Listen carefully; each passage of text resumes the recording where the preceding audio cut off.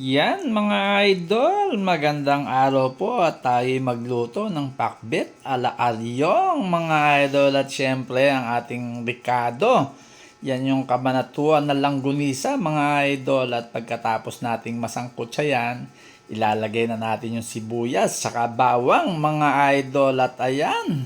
Isunod na natin syempre ang kamatis mga idol. Ayan, mekos-mekos lang at syempre sinahugan natin ng tira natin kagabi ng yellow pin at ayan mga idol. Nilagay na natin yung bagong isda at syempre yan ang kamote at ampalaya mga idol. Medyo matigas kasi yan kaya yan ang inuuna nating ilagay mga idol. Ang talong mga idol. Ang okra.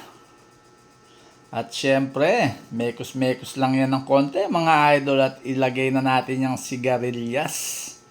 Pangpasarap yan mga idol at syempre ang siling pangpakbet sa Ilocano mga idol at ayan. Mekos-mekos lang yan mga idol at pamaya-maya pwedeng-pwede na yan mga idol at lagyan natin ng konti pang pampalasa.